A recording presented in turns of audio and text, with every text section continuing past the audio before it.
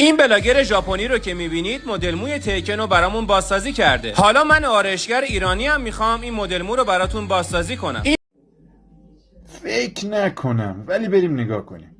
رفیق خوشویسمونم اومد از من درخواست کرد که مدل موی تیکن رو براش اجرا کنه. برای اینکه استایل تیکنی داشته باشیم اول باید از شر ریشاش خلاص بشیم. بعد برای یه استایل نچرال و شلخته از پودر حالت استفاده می‌کنیم و به وسیله سشوار و برس تخت موها رو به سمت بالا استایل میدیم. همینطور که من هنرمند ایرانی دارم با دستام این استایل زیبا رو تقدیم نگاهتون میکنم، شما هم یه ثانیه وقت بذار و پیج منو فالو کن و توی کامنت ها هم به من بگو که من استایل قشنگتری دادم یا بلاگر ژاپنی. ممنون که تا اینجای ویدیو همراه من بودین. حاجی تو حالت نداری، تو مستقیم ریدی تو کلش.